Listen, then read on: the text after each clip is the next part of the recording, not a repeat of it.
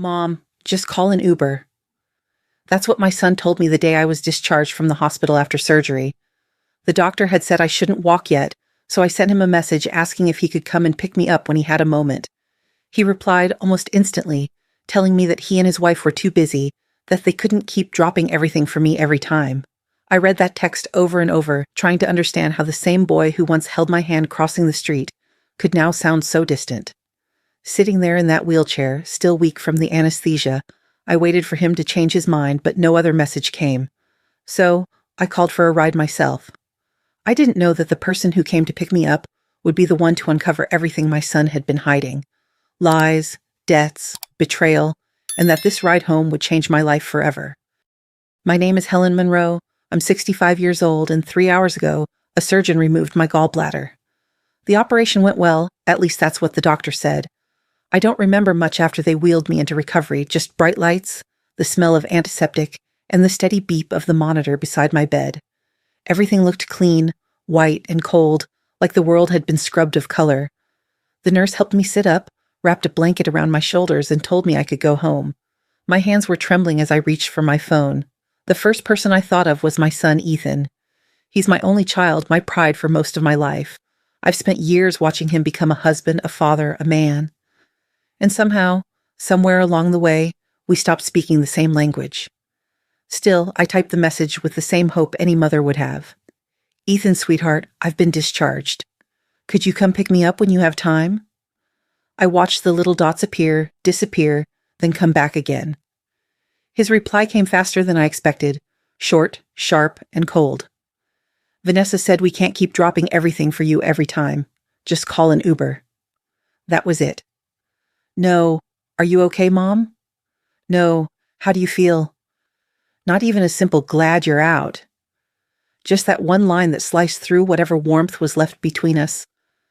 For a long moment I stared at the screen, half expecting another message to follow, something softer, maybe an apology, but nothing came.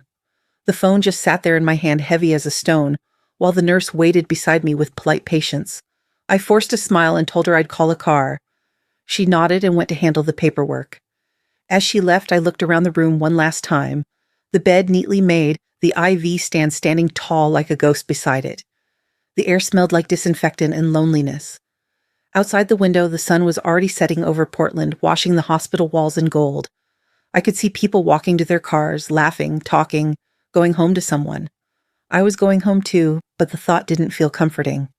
It felt heavy, like a reminder that home wasn't really the same anymore. I tried to tell myself Ethan was just busy. He had a family, a job, responsibilities. Vanessa, his wife, worked part-time while raising their kids, and I didn't want to be a burden. That word, burden, has followed me around ever since I turned 60. It's amazing how invisible you can become once people decide you've had your turn. I thought of all the times I'd driven Ethan to the doctor when he was little, when he had the flu and couldn't keep anything down. I remembered sitting beside his hospital bed after he broke his wrist playing baseball, holding his hand while he slept. I had been there every time he needed someone, every single time. Now, I sat here in the same kind of hospital bed with the same faint smell of pain and medicine, waiting for the same child, except this time he wasn't coming. The nurse returned to tell me my discharge papers were ready. I nodded, picked up my purse, and scrolled through my phone again. The last message from Ethan glared back at me. Just call an Uber. 3 words, and somehow they felt colder than the tile floor beneath my feet. I took a deep breath, trying not to cry in front of the nurse. My throat burned and my chest felt tight. I wanted to say something to someone, to defend him maybe, or to explain, but the words stuck somewhere between shame and disbelief. When she asked if someone was on their way, I simply said, yes. It was easier than admitting the truth.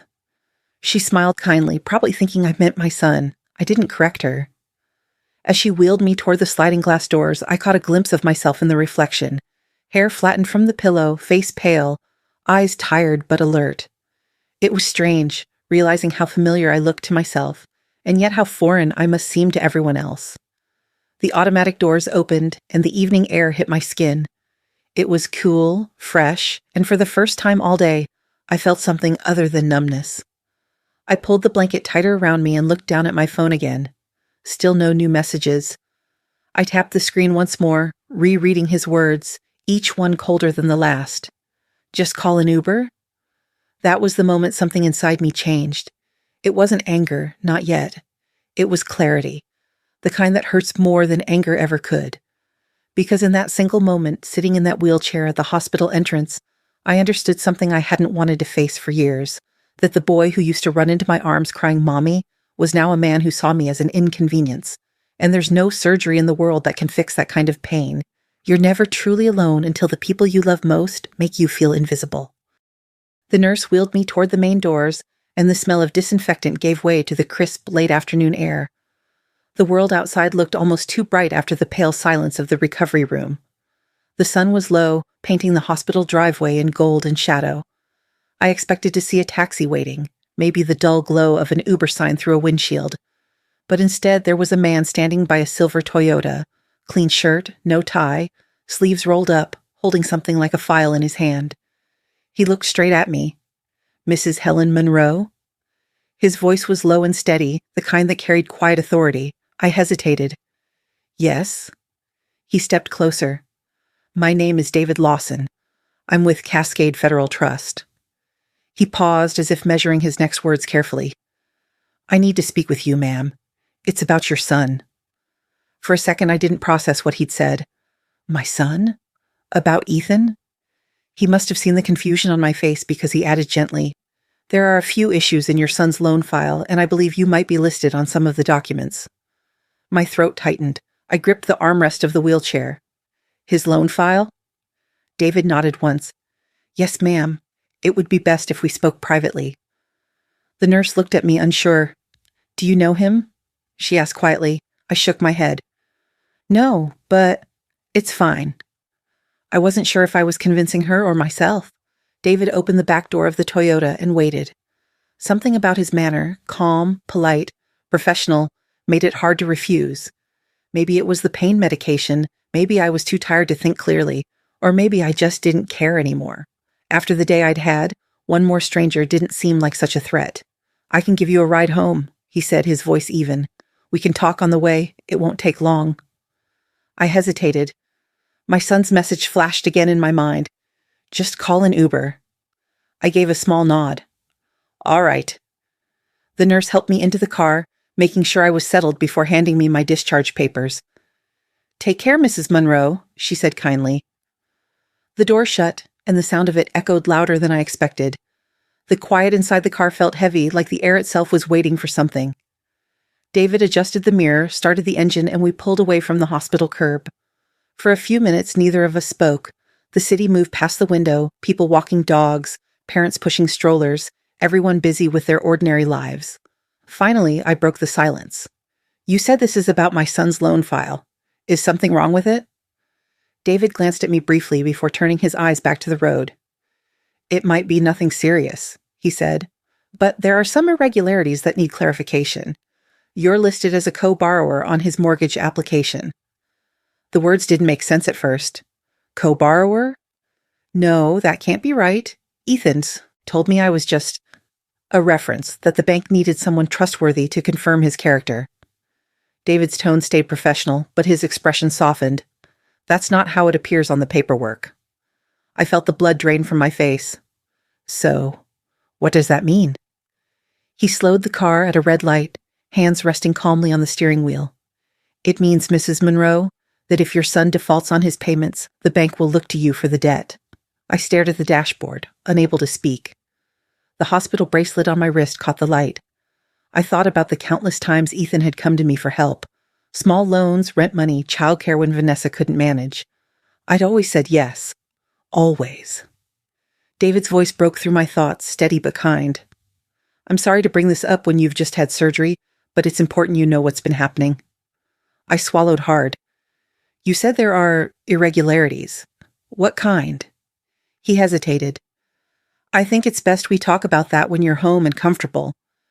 The way he said it made me both uneasy and oddly calm, like he already knew something I didn't, and it wasn't good. As we drove, I studied him through the corner of my eye. There was something familiar about his face. Not his features exactly, but his presence. Like a memory standing just out of reach. "You said your name is David Lawson?" I asked quietly. "Yes." I tried to place it, but nothing came. I turned my gaze back to the window. The city was fading behind us, replaced by quiet streets lined with maple trees just beginning to turn red. The hum of the engine filled the silence between us. I wanted to ask more questions, but the truth was, I was scared of the answers. I didn't want to know what Ethan had done this time. I didn't want to think about what else he might have used my name for. For years, I told myself he was just careless, just struggling, that he'd grow out of it. But deep down, a small voice had been whispering that something wasn't right. I closed my eyes, resting my head back against the seat. The car smelled faintly of coffee and paper, like an office on wheels. I focused on the rhythm of the turn signals, the steady sound of the tires on asphalt. After a long moment, David spoke again, his voice quieter now. "Mrs. Monroe, I know this isn't easy to hear, but what I'm about to show you, it might help you understand what's really going on." He didn't look at me when he said it, and somehow that made it worse. I looked out the window again. The sun had dipped below the buildings, and the first lights of the city were starting to glow. Somewhere deep inside, a feeling started to take shape, a mix of fear, curiosity, and something else. Something sharp. Because I didn't know it then, but this quiet car ride, this unexpected stranger, and this simple detour from the hospital would become the turning point of my entire life. Sometimes the person who comes to pick you up isn't a driver. It's fate itself, wearing a stranger's face. He opened the folder slowly, the papers making a soft rustle that sounded louder than it should in the quiet car. David folded back the top sheet and looked at me without raising his voice, as if he was saying something he wished he didn't have to. "2 years ago," he said, "you signed as a co-borrower on your son's mortgage. The total balance now is about $340,000. For a moment, I didn't understand the numbers.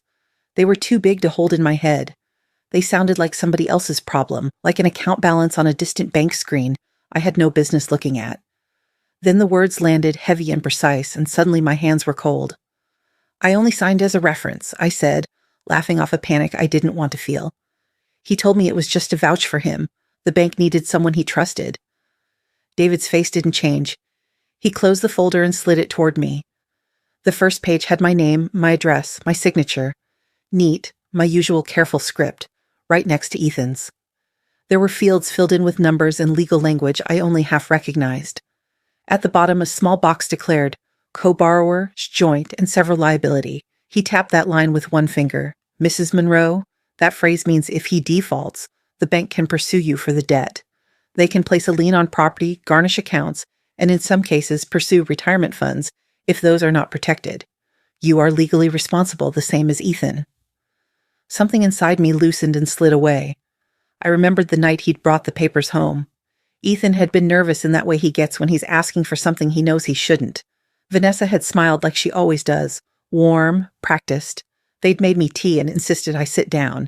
Ethan said the bank needed someone to vouch for his stability, that a co-borrower name would keep the rate lower and get the loan approved. He'd said it like it was small, like I was doing a favor. He'd held my hand across the table and told me he'd pay me back as soon as his business turned around. I had signed without reading all the pages. I had trusted him. That is the part that hurts the most. It wasn't a mistake born of ignorance, it was a choice made for love. I remember the weight of that pen, the warmth of his smile, the way Vanessa's hand squeezed my shoulder. I remember thinking how proud I was that my son had decided to buy his first house. I remember the smell of lemon on their kitchen counter and the feeling that I was doing the right thing. Outside, the city blurred by, and inside the car that file looked like a knife. "Why would he do this?" I asked David, but the question felt small. "He's late on 3 months of payments," David said. "There are penalties, late fees, and those get added to the principal. He applied for loan modification under hardship, claiming he's been supporting you with medical expenses. He submitted documentation saying you require full-time care." I let that sink in. Me. Full-time care. The image was absurd and cruel. I had been standing on my own 2 feet a week ago, cooking my own meals, tending my small garden. I did not deny that I needed help now after surgery, but full-time care was not the truth. Ethan had taken pieces of my life and framed them as evidence against me. "How could he use my name like that?" I whispered. It sounded like an accusation against the boy who used to fall asleep on my lap, the one whose scraped knees I had kissed better. David didn't answer with blame. He gave me facts instead, each one like a cold factual stone. He submitted statements showing transfers from your account to his, he said. Those were listed as payments for care. He included notes and bills that appeared to be forged or altered. When we reviewed the file, the medical records listed a diagnosis and hospitalizations you never had. He used your generosity as proof of incapacity. I felt my face go hot and then cold in quick succession. Memory after memory unspooled. Times I'd sent him money when he said the rent was due, the calls I made to check on their children, the grocery bags I left on their doorstep. Everything I had done to help had been turned into evidence against me. In his telling, my love became proof I couldn't manage my own affairs. I don't understand why he would do that, I said again. Not to David, but to the person I had raised. I thought of the nights I had stayed up worrying about him, the years I'd worked extra shifts to help pay for school, the small humiliations I had swallowed so he could have a better life. It felt like those years were being erased and rewritten, as if the story of us could be folded into a legal document and signed away. David reached out and rested a steadying hand on the folder. Banks see certain patterns, he said quietly. When someone applies for hardship and shows caregiver expenses, they often follow up. Sometimes family disputes are at the heart of it. I wanted to meet you first in person because this file looked odd. There were inconsistencies that suggested more than financial trouble. There may be fraud. Fraud. The word echoed in my head until it sounded like a verdict. My son, the boy who used to hide pennies in his pocket, had put my name on a debt that could take my retirement. He had, according to those pages, convinced strangers that I was incapable in order to keep a roof over his head. I thought of Evelyn, my neighbor, who had warned me more than once. Don't sign anything for him, she said, folding her hands in her lap as if she prayed before speaking. I had laughed and told her not to worry. I had called her cautious and old-fashioned. I had been wrong. My hands started to shake, not from the pain in my abdomen, but from the knowledge that my safety net was being pulled away by the one person who should have been protecting it. For the first time in a long time, I felt fiercely small and fiercely angry at the same time. Have you spoken to him? I asked. David hesitated. He is in a meeting today, he said, but we can set up a time to review certified copies of the documents and consider options. The bank can pursue repayment, but there are also legal remedies if these documents are falsified. You should be aware of both sides. The thought of lawyers and certified copies felt foreign and distant, like something that happens to other people. Still, I felt a muscle of resolve tighten in my chest. The paper in front of me had my name on it, and that meant it could be used to take what little I had left. I couldn't let that happen. Not because I wanted to punish my son, but because I had worked my whole life to keep a roof over our heads and to try to leave something behind that would not be erased. I stared at the signature, my signature, clean and simple. I remembered the way Ethan had leaned over the table that night, the way he had sounded so certain. It took me a moment to realize that certainty can wear many faces. One is charm, another is calculation. As the Toyota hummed along the street, I folded the paper back and smoothed it flat with my hand, like someone trying to flatten a crease out of a life that had suddenly become wrinkled beyond recognition. My throat felt tight, but my voice came out steady when I finally spoke. Then we do what we have to do, I said. We find out the truth. For the first time since the doctor told me I could go home, I felt something besides exhaustion. It was not exactly hope, but it was a clear, hard kind of purpose. David's voice had changed. It was lower now, slower, as if he was trying to make the words land softly, even though he knew they would hit hard. Ethan submitted a hardship application, he said. He claimed he's been taking care of you full-time because of advanced dementia. He attached medical records, doctor's signatures, and detailed care expenses. For a moment, I just stared at him. I wasn't sure I'd heard right. What did you say? He looked at me steadily. He said you've been suffering from memory loss, confusion, and declining mobility. The reports describe you as mentally unfit to manage your own finances? My jaw went slack. That's ridiculous. I still drive, I balance my checkbook, I can recite my social security number backward if anyone needs me to. I do yoga every morning, for God's sake. David didn't smile. He reached into his briefcase and pulled out a thin stack of papers, clipped neatly at the top. These are copies of what he submitted. He set them in my lap. The first page had my name printed in large black letters, Helen Monroe. Below it, my date of birth, my address, even the name of my primary physician, all correct. The rest, though, was a stranger's life. Diagnoses I'd never received, treatments I'd never needed, hospital visits that never happened, and at the bottom, in clean blue ink, a doctor's signature. Except I recognized the name. It was my doctor, but it wasn't his signature. That's not real, I said, my voice trembling. That's not his handwriting. David nodded slowly. It's been verified as forged. The papers felt heavy in my lap. I flipped through them, each page colder than the one before. Fake lab results, medication lists, notes about confusion, hallucinations, impaired judgment, paragraph after paragraph describing a woman I didn't know, a woman who shared my name, my birthday, my face. And then it hit me. Ethan had made that woman up. He'd built her from the shadows of my kindness, from every dollar I'd sent and every favor I'd given. He'd taken the small ways I helped him and turned them into evidence of his own burden.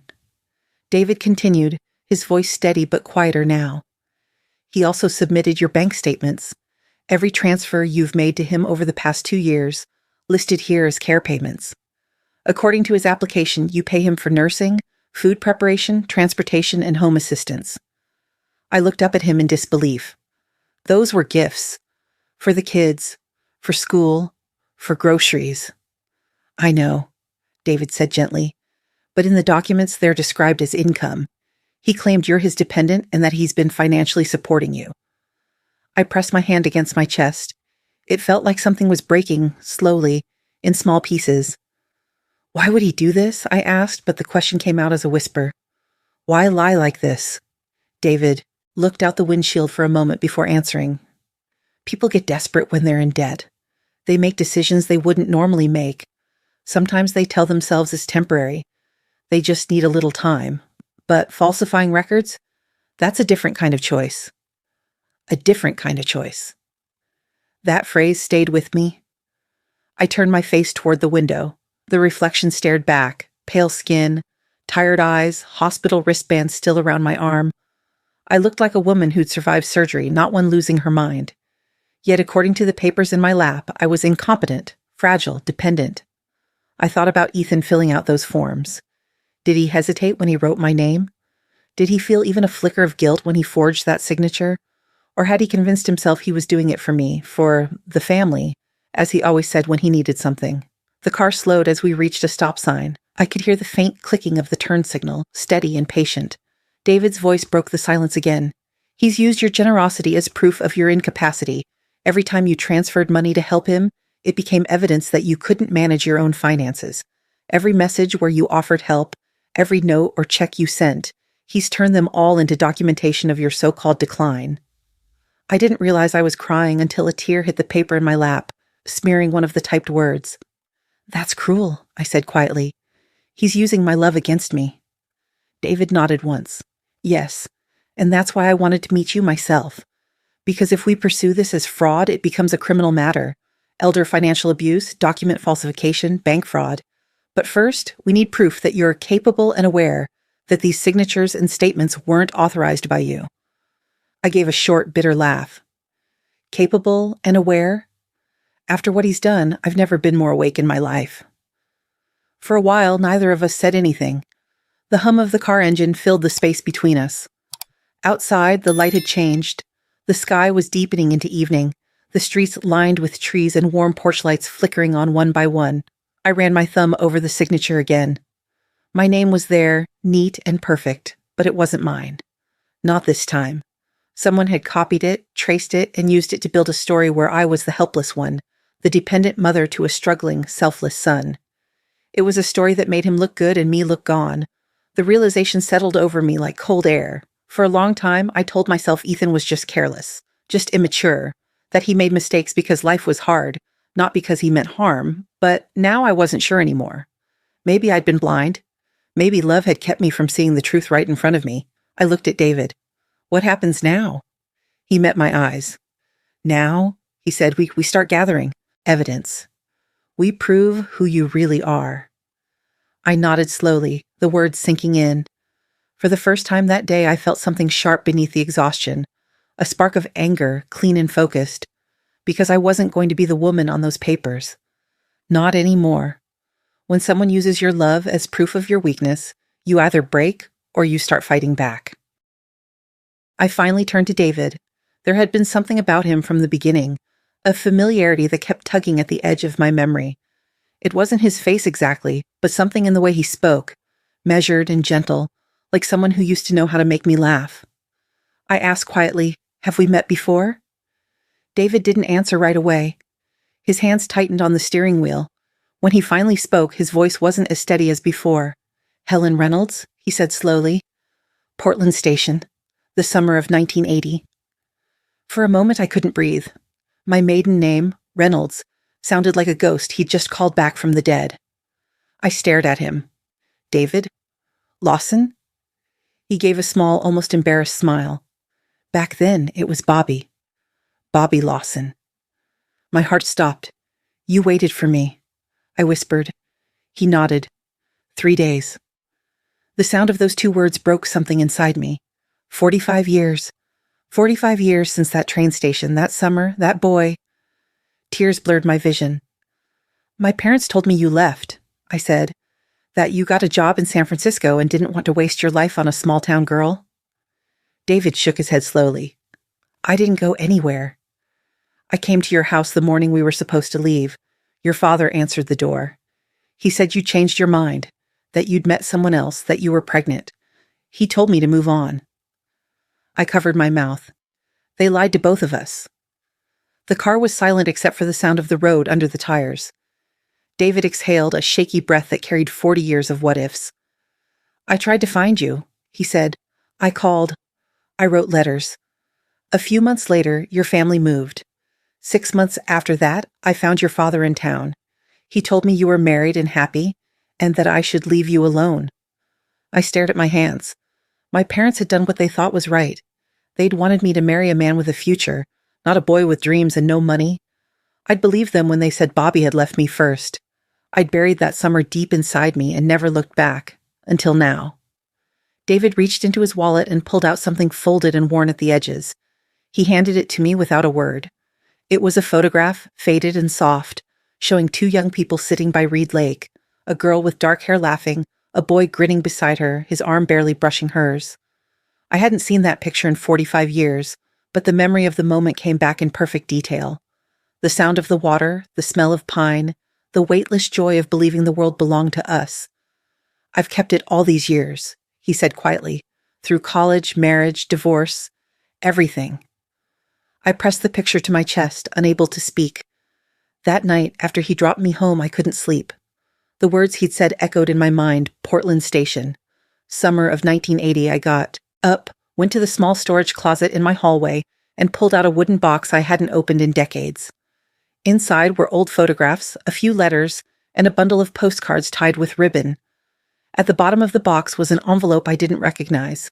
Yellowed, edges frayed, sealed tight. My hands shook as I turned it over. The name written on the front made my knees go weak. Bobby Lawson. I sat at my kitchen table, the house quiet except for the faint hum of the refrigerator. I opened the letter carefully, afraid it might crumble after all these years. The paper was thin, the handwriting familiar. "If you come to the station, I'll wait 3 days. If you don't, I'll still love you. Bobby." I pressed my hand against my mouth as the tears came. My parents had taken it. They must have hidden it from me, maybe thinking they were saving me from a mistake. But in doing so, they'd stolen something I could never get back.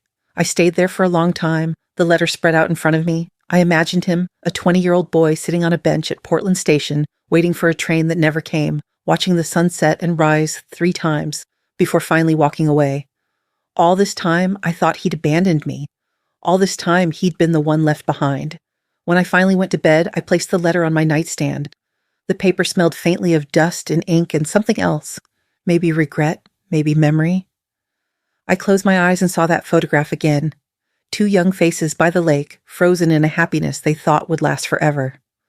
45 years later, he had found me again, by accident or maybe by fate, carrying a folder full of truths I wasn't ready to see.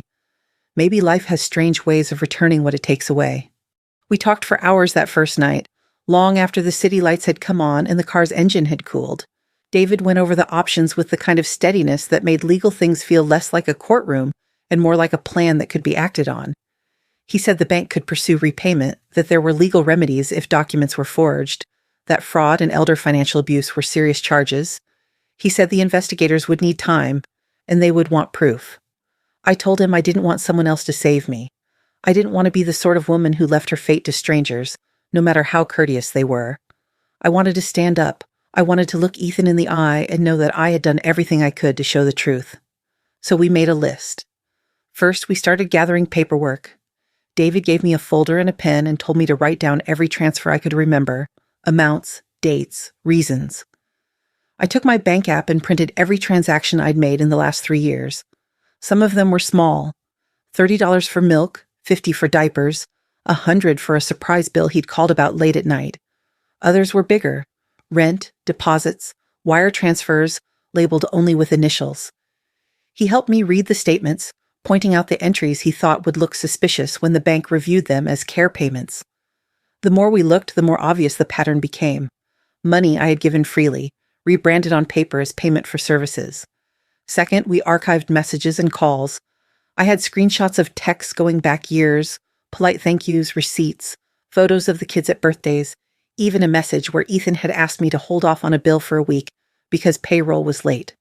We saved them all. David explained how conversations could be used as time-stamped evidence.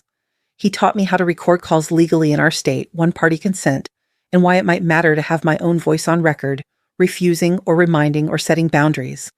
So I started recording when I called him about groceries, when he asked for help with the landlord, when he insisted I come see the house.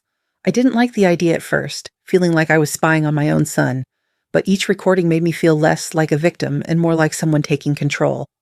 Third, we found witnesses. Evelyn, my next-door neighbor, had always been blunt and practical. I went over and told her everything. Her face hardened. She had that look a woman gets when she's been right all along. She remembered instances when Ethan had come to borrow cash, times he'd promised to pay her back and didn't. She offered to give a statement and to testify about the conversations she'd overheard in the hallway. I called another friend from the book club who remembered me offering money for school applications 2 summers ago. Small voices, but together they sounded like a chorus. Fourth, we prepared for the medical record angle. David said we needed a current evaluation from my doctor confirming my competence and physical capabilities. I made the appointment the next morning. The doctor was blunt but professional. After a short exam and conversation, he wrote a note confirming I was alert, oriented, and fully capable of managing my own affairs, aside from the temporary mobility restrictions from surgery. That note was crucial. It was the kind of concrete, recent documentation that could blunt the forged claims in Ethan's file.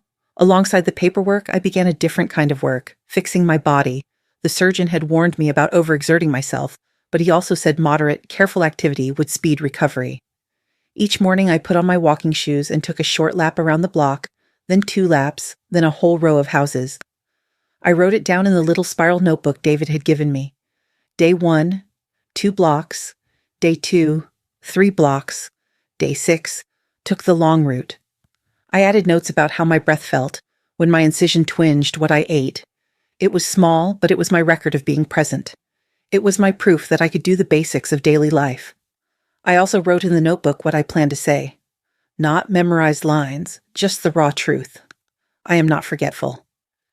I balanced my accounts. I signed those papers because I trusted my son. Having those sentences on paper made them stronger in my chest. I taped a small note to the refrigerator. Con trai toi, noi toi, hong min man. Toi se quien no vain hin, thy jiu nguoch lai. It felt theatrical at first, then necessary. It was a promise to myself. David taught me how to document the falsified records. He showed me how to request certified copies from the bank, how to flag items for forensic review, and how to ask the bank's fraud department to note potential forgery.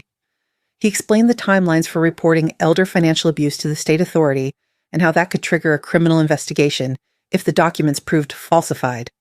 We set meetings, filled out forms, and wrote emails.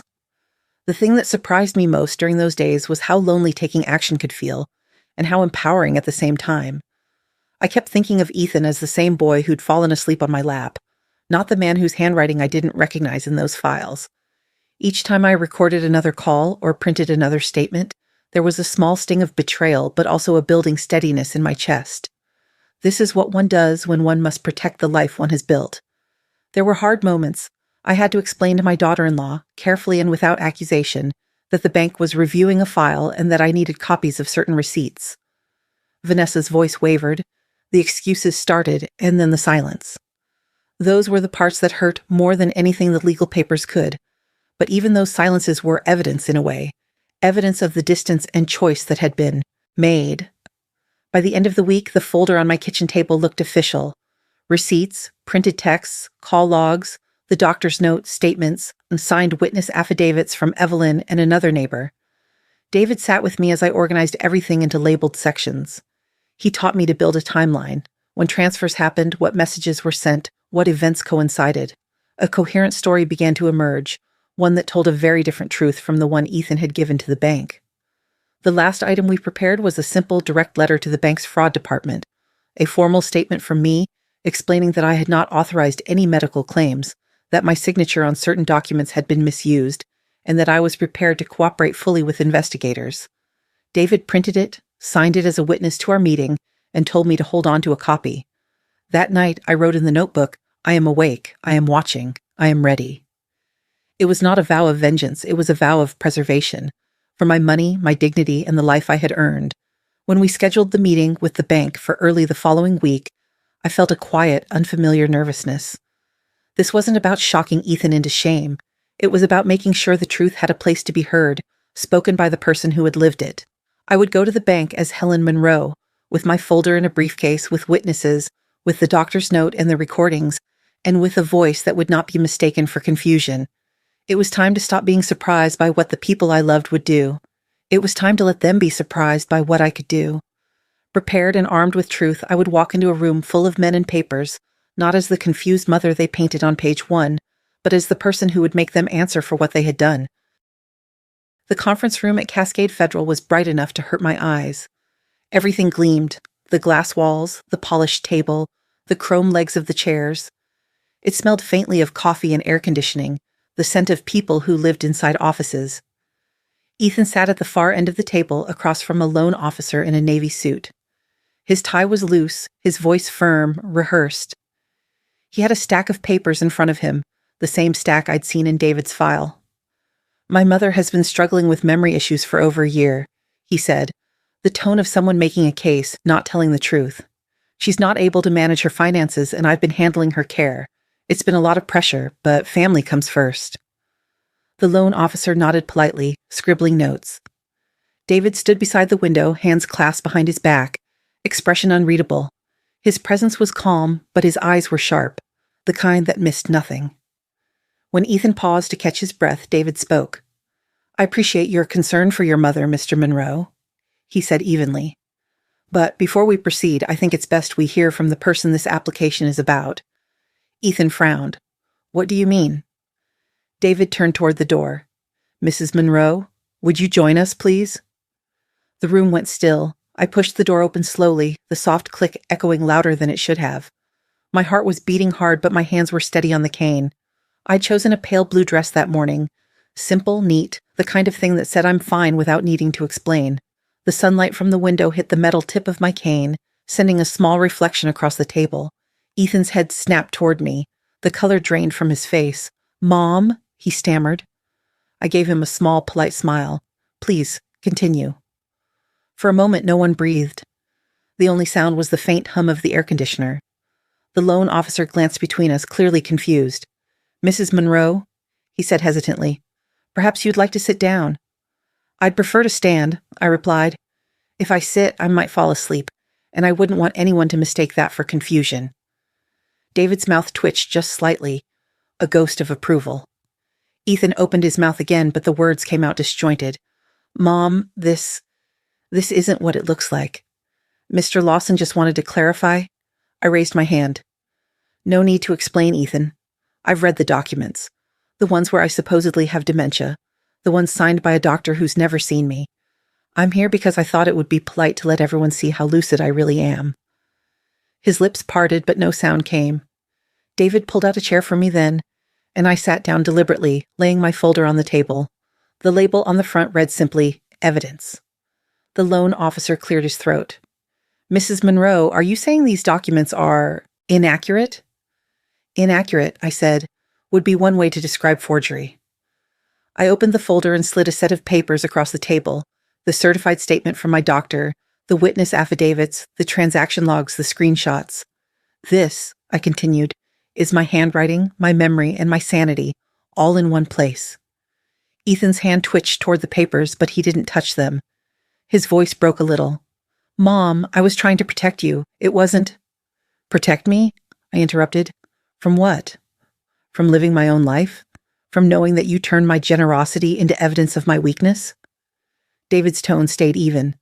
Mr. Monroe, as of this morning, the bank has confirmed that several documents in your loan modification file have been falsified. We'll be turning those over to our fraud department for review. Ethan slumped back in his chair. The loan officer looked down at his notes, uncomfortable. I leaned forward, keeping my voice calm, steady. You told them I didn't recognize my own name. You told them I couldn't manage my money. But I remember every check I wrote, every dollar, every lie you told to make me look like a burden. He swallowed hard. Mom, please. Please what? I asked quietly. Please keep pretending? Please let this go? I raised you to take responsibility, Ethan. You've made your choices. Now you live with them. Silence again. David placed a single form in front of him, the acknowledgement of fraud investigation. Ethan stared at it like it might explode. The loan officer spoke softly. Mr. Monroe, you'll need to review and sign this so we can proceed with the internal audit. For a long moment, Ethan didn't move. Then, without looking at me, he picked up the pen. His hand shook. The sound of the tip scratching across paper was the loudest thing in the room. When he finally set the pen down, I stood. Thank you, I said to the officer, then turned to Ethan. I think we're done here. He looked up at me, his eyes wet and small. Mom, I'm sorry. I didn't answer. David opened the door, and I stepped out into the hallway, the bright light of morning spilling through the glass. My knees trembled, but I kept walking. Every step felt deliberate, measured, alive. Outside, the noise of the city came rushing back. Car engines, voices, the clatter of someone's coffee cup hitting the sidewalk. It felt like the world had started moving again, but this time I wasn't chasing it. I was part of it. When David joined me, he didn't say anything at first, then softly. You didn't just win, Helen, you reclaimed yourself. I looked at him, the man who had once waited 3 days at a train station for a girl who never came. Maybe, I said quietly, but it still hurts. He nodded. Justice usually does. We walked toward the parking lot together, not saying another word. The sun was bright. On the pavement and in the reflection of the bank's glass doors, I caught a glimpse of my face. Tired, lined, but unbroken. For the first time in years, I recognized the woman looking back. The meeting room had emptied, but Ethan stayed behind. His shoulders were hunched, his hands clenched on the table like he was trying to hold the world still. David and I stood by the window waiting for him to speak. Finally, he looked up. Mom, I didn't mean for it to go this far, he said quietly. I just wanted to take care of you. I didn't answer right away. His voice was soft, familiar, almost the same tone he used when he was a boy trying to talk his way out of trouble. But this wasn't about a broken window or a bad grade. This was a lie that could have destroyed me. Take care of me, I repeated. Is that what you call it? Or were you taking care of yourself? His eyes flickered. It wasn't like that. I thought if I could fix the payments, the house would be safe and you wouldn't know what you'd done, I cut in. Let's not rewrite the story, Ethan. You weren't protecting me. You were protecting your mortgage. He looked away. The silence stretched. I stepped closer, my cane tapping lightly against the floor. Do you want me to tell you when this started? Because I remember every time you said you needed help. I raised my hand and counted, each memory as sharp as glass. When you were 20, you said you needed a loan for college tuition. I gave you the money and you bought a car. When you were 35, you said your son needed medical treatment, but the money went into a real estate investment. I paused, my voice steady but cold. And now, at 40, you forged documents saying your own mother has dementia so you could keep a house you couldn't afford. He opened his mouth, but no sound came. His face had gone pale, his eyes wet. Mom, I just wanted— No, I said quietly. You wanted control. You wanted me silent. David had been standing a few steps back, letting me speak. Now he opened the folder he carried and placed it on the table. His tone was calm, professional, but there was steel under it. Mr. Monroe, these are certified copies of your loan modification file, the transfers from your mother's account, the forged medical forms, and the false hardship statements, all of it. He looked up at Ethan. You used your mother's funds to support a fraudulent application with a federally insured bank. That's a federal offense. You're lucky she came forward before we did. Ethan's head dropped into his hands. I didn't mean. Intent doesn't erase consequences, David said simply. But it can change what happens next, depending on how honest you are now. I watched my son fold in on himself, his shoulders shaking. The sound of his breathing filled the room. For years, I had imagined that if this day ever came, if I ever confronted him with his lies, I would feel triumphant. But I didn't. I just felt tired. I believed in you, I said softly. Every single time I believed the story. You told me. Because that's what mothers do. We believe, even when we shouldn't. He looked up at me then, his eyes red and desperate. I didn't want you to worry, Mom. I swear. I thought if I fixed it before anyone found out, you'd never have to know. I shook my head. No. What you wanted was for me not to have a voice. You didn't want me to know, not because you were protecting me, but because you didn't want to answer for what you'd done. He looked like he wanted to argue, but the words never came. His mouth opened, then closed, and the silence said everything. David closed the folder and slid it back into his briefcase. The bank will need a written statement from both of you. Mrs. Monroe, I'll handle the coordination with the investigators. Mr. Monroe, I strongly suggest you cooperate fully. Ethan nodded weakly, barely audible. When David stepped out to make a call, I stayed where I was, looking at my son. For a long time, neither of us moved. The light outside had shifted, slanting gold across the table. It was the kind of quiet that feels final. He wiped his face with his sleeve. Do you hate me? He asked. I sighed. No, Ethan. Hate takes energy, and I've spent enough of mine trying to love you the way you were, not the way you are. He lowered his head again, and I turned toward the window. The city moved outside, people walking, cars passing, lives continuing. Behind me, I heard him whisper, I didn't think you'd ever fight back. I looked over my shoulder, my voice low but steady. Neither did I. We didn't say anything else. The air between us had changed, stripped bare of pretense. For the first time, I saw him not as my child, but as a man who had chosen lies over truth, control over love. That realization hurt more than anything else.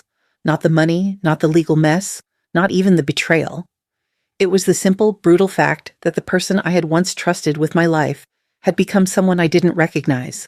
When David returned, I picked up my bag and cane. Let's go, I said. Ethan didn't stop me. He just sat there, staring at the table, his mask finally gone. As I walked toward the door, I felt the weight of years lift slightly. Not gone, but lighter, as if naming the truth had made room for air. I didn't look back. Some things don't need witnesses. The next morning, the phone rang before I'd even finished my coffee. Vanessa's name flashed on the screen. Behind her voice, I could hear children laughing, the clatter of breakfast dishes, the sound of a life still moving forward while mine had been turned inside out. Helen, she said quickly, please think about the kids. Ethan made mistakes, but he's their father. He doesn't deserve to lose everything. I watched a sparrow land on the windowsill. The sky was calm, ordinary, indifferent. He didn't think about them when he forged my name, I said quietly. And I'm done pretending love means never setting boundaries. She started to cry softly. You've always been kind. Please don't let this ruin the family. I let her words hang in the air. Vanessa, I said after a moment, I used to think forgiveness meant letting things go. Now I know. Sometimes forgiveness means making people face what they've done. When I hung up, the house was silent. A few minutes later, David arrived with his briefcase. He spread out papers across my kitchen table, his tone calm and professional. The bank reviewed everything, he said. They're willing to close the criminal file if Ethan repays what he owes and transfers the house title to you. Full restitution, full ownership.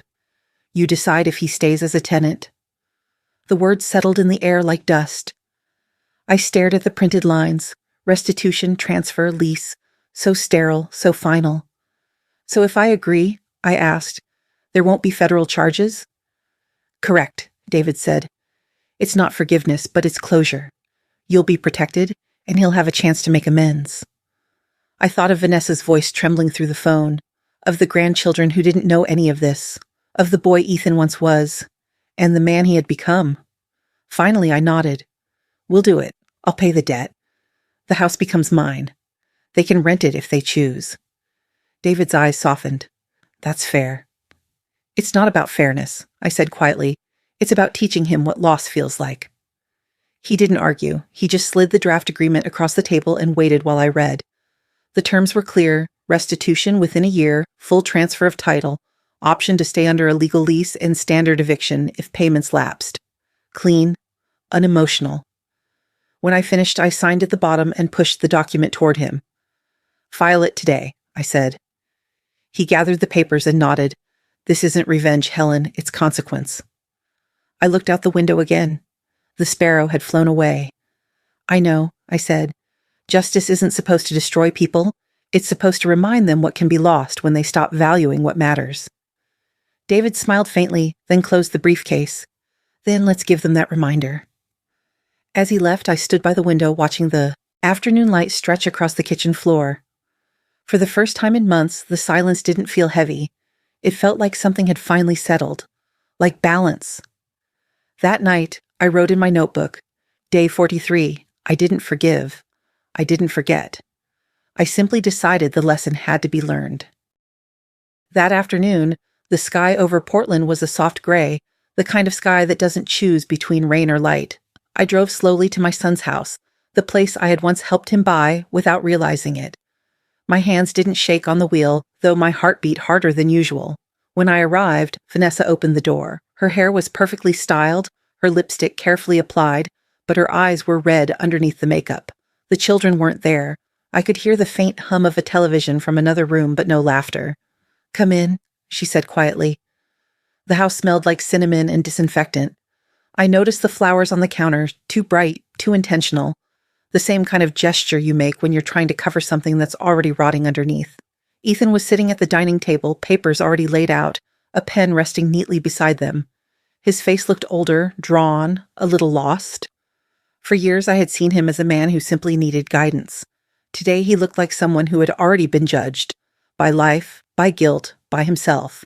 I set my purse down, sat across from them, and pulled the folder from inside my coat. The contract. I'll make this simple, I said, sliding the papers toward him. I'm paying off the debt. The house will be transferred into my name. You and Vanessa can stay here as tenants. If you want to live in this house, you'll pay rent on time, like everyone else. Vanessa's breath caught. She blinked fast, then shook her head. You can't do this, Helen. You can't just take our home. I'm not taking it, I replied calmly. I'm saving it, and making sure it's no longer a weapon you can use against me. She looked at Ethan as if waiting for him to protest, but he didn't. His eyes stayed fixed on the papers. Mom, he started, his voice hoarse. This doesn't have to be so formal. We can figure out something. You don't have to. I already did. My tone was flat, final. I wasn't angry anymore, just tired of pretending that softness would fix what discipline should have. Vanessa began to cry, mascara running down her cheeks. Please, Helen, she whispered, the kids? This is their home. I know, I said. That's why I'm giving you a choice, not a punishment. You can live here, pay rent, rebuild trust. Or you can leave and start somewhere new. Either way, the house is no longer a lie. I turned the last page of the contract toward Ethan. You'll also sign this clause. Full repayment of restitution within 12 months. After that, if all terms are met, you'll have the option to buy the house back. Everything is legal, clear, and documented. His hands trembled. For a moment, he didn't move. The pen lay still on the table. I could see his throat tighten, his breathing shallow, and then, with a long exhale, he picked up the pen. The first stroke of his signature sounded louder than I expected, the scratch of ink against paper slicing through the stillness of the room. Each letter came out slow, deliberate, heavy. When he finished, he set the pen down and pushed the papers back toward me. I never thought it would come to this, he said. Neither did I replied. But you made sure it did. Vanessa wiped her face with a trembling hand. She looked small, like someone who had suddenly realized that consequences weren't just words. So that's it? She asked. You'll really take it? I folded the contract neatly, slid it back into the folder, and stood.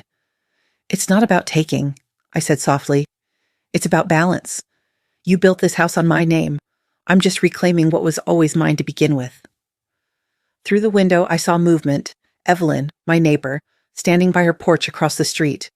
She was watering her plants, pretending not to look, but her eyes lifted when she saw me. For months she had told me to be careful, to watch where my money went. She'd been right all along. I smiled faintly and nodded to her. It wasn't gloating. It was acknowledgement, a silent way of saying, I've finally woken up.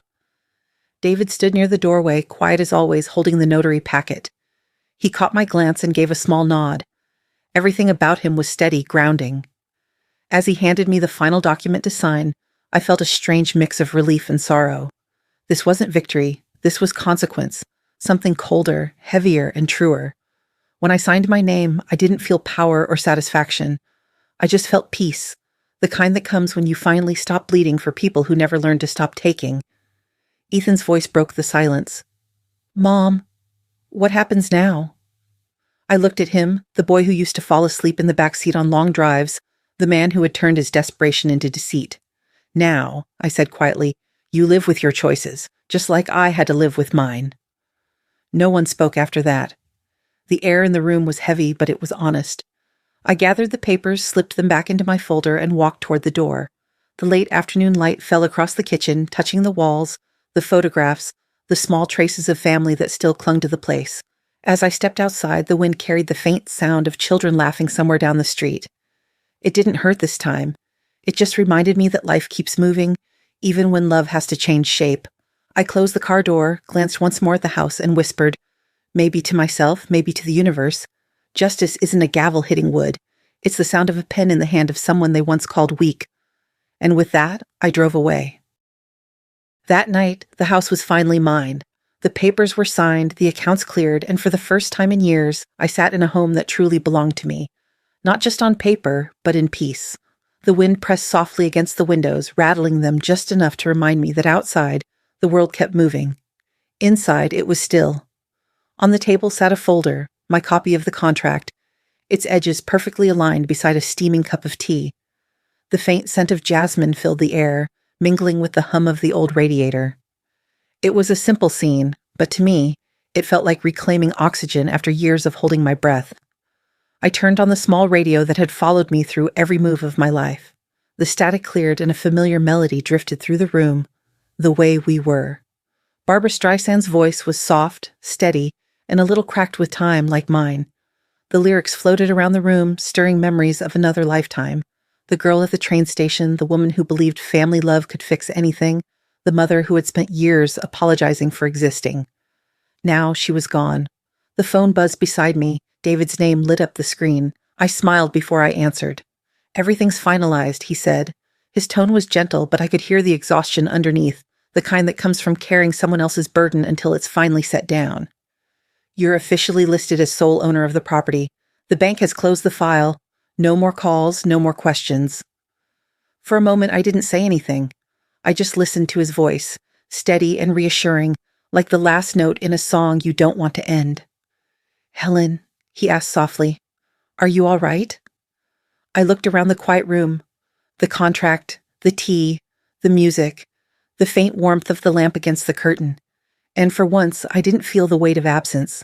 I felt the space that comes after, the kind that isn't empty, just open. I'm fine, I said.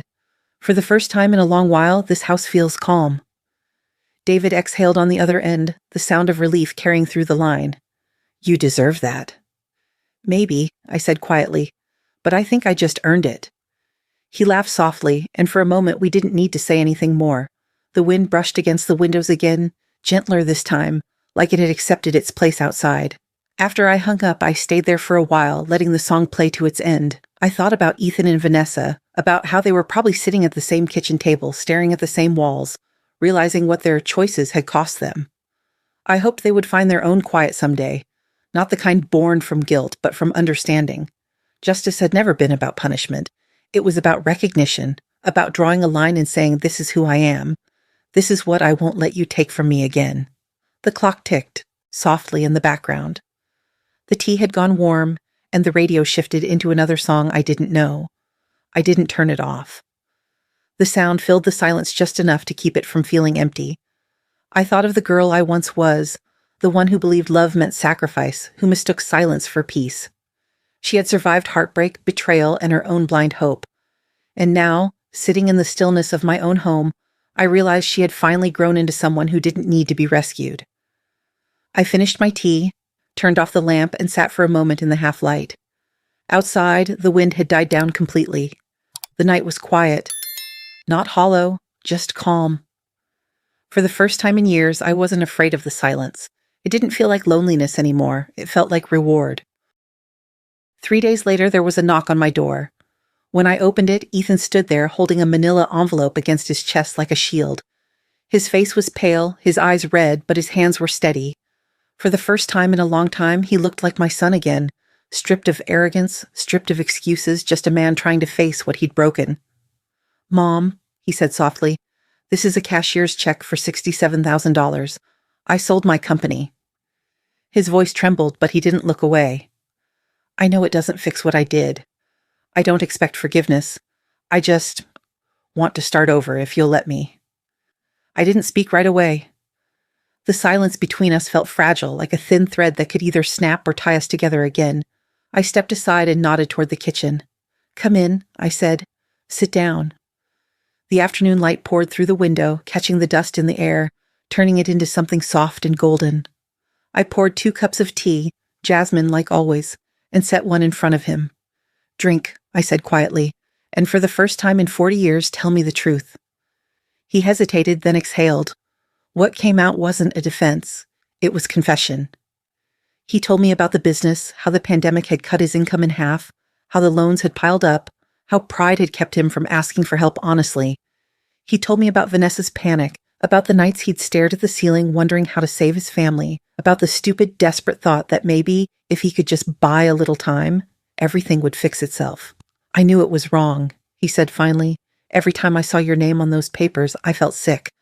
But I kept telling myself it was temporary, that once the business recovered, I'd put everything back the way it was. And then it got worse. I got scared. I thought if you found out, you'd stop loving me." I looked at him across the table, the same table where I had once fed him soup when he was sick, where he had done homework, where we had celebrated birthdays. Now it was the table of truth. "I didn't stop loving you, Ethan," I said softly. "You stopped respecting what love meant." He nodded, his eyes wet, his voice breaking. "I know, and I'll spend the rest of my life trying to earn that back." We sat in silence for a while. The kettle still hissed faintly on the stove, the world going on around our small moment of reckoning. When he stood to leave, he placed the envelope on the table. The sound of it landing, solid, final, was louder than I expected. I looked at it, then back at him. He hesitated by the door, his voice barely a whisper. "I'll pay everything, Mom. Every cent. But I don't know if I'll ever make it right." I stood and walked to him. My hand rested on his shoulder, and for the first time in years, he didn't flinch. He looked smaller somehow. Not weak, but humbled. "You'll pay it," I said gently. "But there's something I don't need you to repay." He frowned slightly, confused. "The love I had for you," I said, "that was never a debt. It doesn't belong to anyone now. Not even you. It's free." His face crumpled, not from shame this time, but from something closer to relief. He nodded, unable to speak, and I watched him walk down the front path, the late sunlight stretching long across the grass. When the door closed behind him, I didn't cry. I just stood there, breathing, listening to the quiet hum of my house, the house that was mine, bought with lessons, loss, and a kind of love that had learned boundaries at last. I picked up the envelope and placed it neatly beside the contract on the table. The papers didn't feel heavy anymore. They just felt done. Outside, a breeze moved through the garden, and somewhere in the distance a child laughed. The kind of sound that reminds you life doesn't end. It just turns a corner. I took a sip of my tea and whispered into the empty room, "We're finally even, my son. Not in debt, not in guilt, just human again." Late afternoon light spilled through the tall windows of Maple and Finch Cafe, painting the wooden tables in gold. The place smelled exactly as it had that first day. Roasted beans, warm vanilla, the soft trace of something sweet baking in the back. A low jazz tune played from the corner speaker, soft enough to feel like memory. David was already there, sitting by the window with 2 cups of coffee. He looked up as I walked in and smiled, that same calm, kind smile that had become my quiet anchor through everything. I was thinking, I said, taking off my coat, if it weren't for that fraud case, we might never have found each other again. He chuckled. Then maybe God has a sense of humor, or at least a flair for storytelling. We sat in easy silence for a while, letting the music fill the gaps words couldn't. The city outside moved at its usual pace, cars passing, people walking, the world quietly carrying on. I told him about the letter I'd found, the one from 1980, Bobby's letter. How I had read it 100 times, how I still couldn't believe 45 years of misunderstanding could vanish with a few faded lines on yellowed paper. David nodded slowly. I used to drive by your old house, he said, voice low, almost shy. For months after you married, I'd park across the street just to see if the lights were on. I told myself if I ever saw you standing in the window, I'd knock on the door. Why didn't you? I asked softly. He smiled a little sad. Because I thought you were happy, and I didn't want to be the man who interrupted that. I took a slow sip of coffee. You know what's strange? For years I told myself I had made peace with losing you. But after all that's happened, I think maybe it wasn't peace. It was just quiet. And there's a difference. He looked at me across the table, eyes warm, steady. Quiet can feel like peace, he said, until you remember what real peace feels like, being seen. Outside, the light began to dim. The cafe's hanging lamps flickered on, casting a soft glow over our table. The air smelled of cinnamon and coffee grounds, the kind of scent that makes you want to stay a little longer. David reached for my hand, his touch tentative, gentle, like a question he'd been carrying for years. Helen Monroe, he said, his voice barely above a whisper. Would you like to take another drive with me? Maybe down by the coast, the same road we dreamed about when we were 20? I smiled, my eyes stinging just a little. Only if you promise not to make me wait 45 years this time? He laughed, that deep, quiet laugh I remembered from a lifetime ago. The sound wrapped around me like warmth. We stayed until the cafe closed, talking about everything and nothing, the small things that fill the spaces left by big storms. When we finally stepped outside, the air was cool, crisp, the sky painted in shades of deep blue and gold. He walked me to my car, our hands brushing once, twice, before finding each other naturally. There was no need for grand gestures. The silence between us wasn't heavy anymore. It was full of possibility, of forgiveness, of the fragile hope that maybe life really does offer second chances. As we reached the corner, I looked up at him. You know, I said, smiling, maybe God doesn't just have a sense of humor. Maybe he likes a good ending. David squeezed my hand lightly. Then let's give him one. We walked toward the fading light, two people who had been lost once, found again not through miracles or revenge, but through the slow, steady courage to start over. And for the first time in a very long time, the world didn't feel like something I had to survive. It felt like something I could live again. I folded the last of my clothes into the small leather suitcase, not because I was running away, but because, for the first time in decades, I was ready to go somewhere by choice. The house was quiet. Morning light spilled through the windows, touching the walls I had once filled with fear and forgiveness. For so long, this place had felt like a wound, every corner holding echoes of betrayal, every creak in the floor reminding me of things I didn't want to remember. But now, it was something else entirely, a symbol of survival, of justice, of choice. On the kitchen table, beside a cooling cup of coffee, I left a sealed envelope addressed in my handwriting. Inside was the new deed, signed and notarized, transferring ownership back to Ethan. The note was short. This house is yours now, because you finally learned what it means to be a man. I ran my hand across the table one last time, feeling the grain of the wood beneath my palm. It was the same table where I had cried, confronted, signed contracts, and finally forgiven. It had witnessed everything, and now it could witness peace. I closed the door behind me. Outside, the morning air was crisp, carrying the faint scent of pine and the distant hum of traffic. David was waiting by the car, leaning against the door the way he always did. Patient, steady, a man who had learned to let time move at its own pace. He smiled when he saw me. Ready? I nodded, setting the suitcase in the trunk. As I'll ever be. He tilted his head. Any destination in mind? Anywhere, I said. We've got 45 years to make up for. David laughed softly, That quiet, easy sound that somehow made the world feel safe again. Then let's start driving before you change your mind. As we pulled onto the road, the sun began to rise in full, washing the world in gold. The bridge came into view ahead, long, gleaming, endless, and the city slowly disappeared in the rear-view mirror. I looked back once, not in regret, but in recognition. The house was a small dot now, framed by trees and morning light. I thought about all the versions of myself that had lived inside it. The caretaker, the forgiver, the fool, the fighter. Each one had done her part. Each one had brought me here. The reflection in the car window caught my face. Older, lined, but calm. I didn't look like a woman running away from something. I looked like a woman finally walking toward her life. David reached over, resting his hand lightly over mine. "You okay?" I smiled, eyes still on the horizon. Better than okay. The wind through the open window carried the scent of salt from somewhere far ahead. Maybe the ocean, maybe just the promise of it. The jazz station played something slow and familiar, the kind of song you don't sing along to, just feel. For years, I had waited for apologies that never came, for someone to rescue me from the mess others made of my love.